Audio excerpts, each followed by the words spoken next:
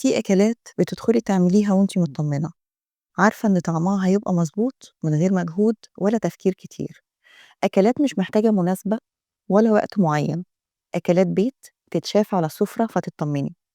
النهارده عندنا سمك بربوني بالدقة ومعاه رز صيادية، طبق واضح وطعمه معروف وبيتحب من أول مرة، طعمه أصلًا قمر. تعالوا نشوف. إحنا عندنا ده كيلو بربوني، إحنا منضفينه كويس جدًا من جوّه، ما فيهوش أي حاجة من جوّه ونضيف زي الفل أهو. ودلوقتي هنعمل له بقى التتبيلة. إحنا عندنا راس توم كاملة وطماطماية وفلفلاية رومي وليمونة. أول حاجة بنقطّع طبعًا الطماطماية والفلفل وراس التوم برضه هنحطها ونعصر الليمونة ونبدأ نحط عليها كمان التوابل اللي هي عبارة عن نُص معلقة كمون ونُص معلقة ملح، ده الكمون وده الملح. هنبدأ بقى إن إحنا نفرمه، بس عايزين الفرم يبقى ناعم، مش عايزينه يبقى خِشِن فيه حبيبات، عشان لمّا يدخل في السمك ما يطلعش في الزيت، ما يُقعش في الزيت، يبقى ناعم ماسك فيه. هو الشكل ده لسه خِشِن، فأنا دُقته لقيت فيه لسه محتاج عايز كمون، فحطيت كمون تاني وهافرمه تاني لحد ما ينعم أوي، بالشكل ده اللي إحنا أنا عايزاه بالشكل ده يكون ناعم كده. هنبدأ ناخد بقى منه معلقة، معلقة وشوية كده يعني هنقسّمه تقريبًا، بعد شوية هاقول لكم أنا هاعمل بيها إيه.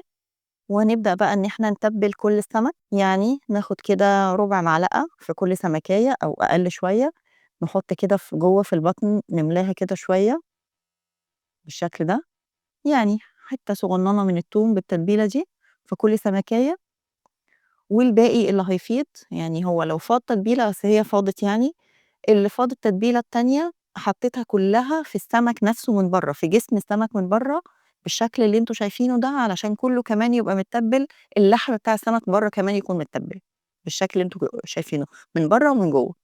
فإحنا هنسيبه نُص ساعة، ساعة لو عندِك وقت ساعة أفضل كمان، علشان يبقى متّبل وطعمه وريحته حلوة.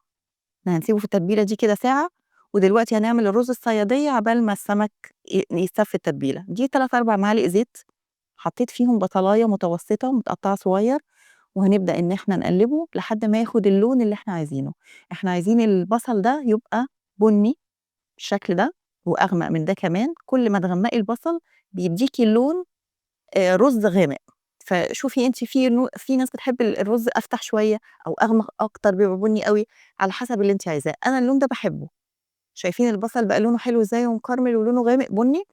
فإحنا دلوقتي هنحط عليه تقريبًا معلقتين مَيّة ونُص معلقة ملح عشان يدوب البصل، ونقلّبه كويس ونقفل عليه الغطا على نار واطية جدًا، ونسيبه 5 دقايق كده لحد ما المَيّة دي تنشف خالص، والبصل هتلاقيه داب من كتر الملح والمَيّة اللي فيه، وهو بنار واطية داب أوي، وكل ما بيدوب بينزّل لونه أكتر، بالشكل اللي أنتم شايفينه ده. البصل طري أوي، كان ناشف طري أوي. فدلوقتي بقى نحط مقدار المَيّة اللي إحنا عايزينه. أنا عاملة مَج رز، فالمَج الرز بياخد مَج مَيّة. بس أنا حطيت مَج ونُص، لإن أنا هاسيب كمان المَيّة دي تغلي لمدة 8، 10 دقايق كده على نار واطية أوي، مش النار العالية دي، تغلي لمدة من 8 ل10 دقايق عشان تنزّل لون أكتر. البصل كل ما بيغلي في المَيّة بيدّي لون أكتر، والرز بالتالي هيبقى لونه أكتر أحلى، بالشكل اللي أنتم شايفينه ده. المَيّة تقريبًا بقت بُني خالص، والبصل داب بقى فتافيت صغننة أوي. هنبدأ بقى نحط مَج الرز ده ونقلّبه كويس أوي. و وبعد ما يغلي بقى، بعد ما يتحط طبعًا النار بتهدى، بعد ما يغلي هنحطه على نار واطية جدًا زي الشمعة لمدة 10 دقايق، ربع ساعة لحد ما يستوي، زي أي رز عادي. دلوقتي إحنا هنبدأ نعمل السمك، بنتبّله، جبنا دقيق وهنبدأ إن إحنا نتبّله كده عشان بعد كده هننزّله في الزيت. إحنا دلوقتي طاسة الزيت على النار بتسخن، لازم الزيت يكون سخن، ما ينفعش ننزّل السمك على زيت بارد، هيتهري ومش هيبقى حلو، لازم النار تبقى عالية. إحنا كده تبّلناه كلّه بالشكل ده، كلّه مليان كده متبدّر بالدقيق.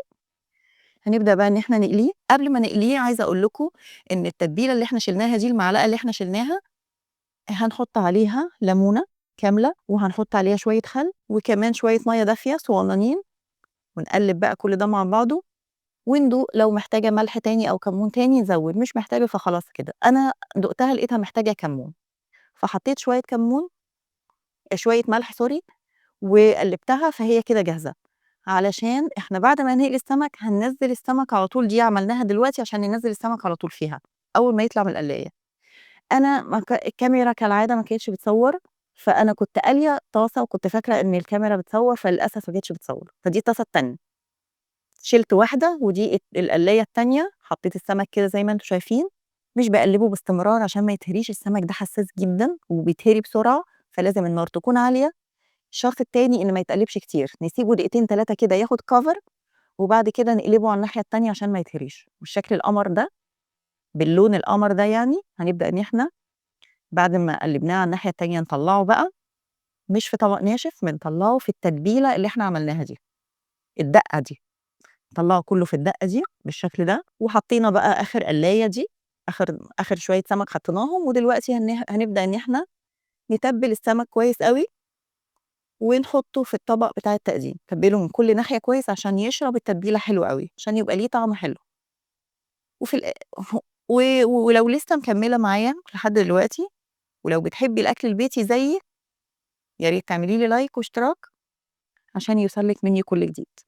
إحنا دلوقتي عمّالين نتبّل على كل ناحية كده، السمك ده هيعجبكم جدًا بالطريقة دي، هو بيتعمل مقلي بس كمان أوقات باعمله مقلي بس من غير الدقة دي، بس فعلًا بالدقة بيختلف أوي، بيبقى طعم تاني خالص وطعم حلو أوي، وهو أصلًا لحمه حلو جدًا، طعم اللحم بتاعه حلو أوي. خلّصنا كده كل الكمية اللي إحنا طلّعناها، وهنطلّع كمان اللي جوّه القلاية، وهنرصه بقى في الطبق بتاع التقديم ده، بالشكل ده إحنا طلّعنا كلّه ورصيناه، ورشينا عليه شوية بقدونس كده متقطّع بالشكل القمر اللي أنتم شايفينه ده، طالع شكله يهبل، حلو جدًا، ريحته حلوة جدًا، تحسّي إن أنتِ بتقلي جمبري، هو أصلًا يعني جسمه بيبقى لونه بينك كده زي شكل الجمبري بالضبط، لون بينك في أبيض زي الجمبري، هو أصلًا مش بياكل إلا جمبري، عشان كده سعره غالي، شكله حلو أوي وهو مرصوص كده. وعلى فكرة هو مش طري، يعني هتشوفيه دلوقتي وأنا باقطّعه، مش عشان هو يعني اتحط في الدقة دي مش طري خالص، مناسب جدًا. عملته طبعًا الرز عملته كده قالب، ده الرز اللي إحنا طلّعناه، باقول لِك لو عايزاه أنا باحب اللون ده، لو عايزاه أغمق من كده بتخلّي البصلة كمان أغمق، تبقى بُني غامق أوي. طبعًا ما دام في سمك ورز يبقى لازم يكون في سلطة، ال3 مع بعض دول أساسيين بالشكل ده. هنبدأ بقى إن إحنا نفتح السمك وندوق بقى مع الرز والسلطة، عايزة أوريكم الرز مستوي ومفلفل وحلو جدًا ولونه تحفة، اللون ده حلو أوي، في ناس بتحبه أفتح من ده شوية، وفي ناس بتحبه أغمق من ده شوية، على حسب اللي أنتِ عايزاه، البصلة هي اللي بتتحكم في كل ده، تغمقيها أو تفتحيها. دلوقتي هنبدأ نفتح في السمك، بُصّوا هو من الناحيتين مستوي أوي، ومن جوّه بُصّوا اللحم مش مهري، مع إن اتحط في التتبيلة مش مهري خالص، طالع حلو أوي وشارب التتبيلة ومش مهري، طعمه حلو جدًا، هناكله بقى مع رز تحفة، تحفة، تحفة، هيعجبِك جدًا الطريقة دي. نفتح واحدة كمان، بُصّوا سمك جميل أوي، طعمه هيعجبِك جدًا، والطريقة دي مش لو عملتيها مش هتستغني عنها، دايمًا هتعملي السمك بالطريقة دي. بُصّوا أنا عايزة أوريكم اللحم من جوّه، لونه pink وجميل أوي، وفي الآخر طبق سمك بربوني بالدقة ورز صيادية، أكلة بيت هادية، بتتحط على السفرة وبتتقدم بحُب، جرّبيها وبألف هنا.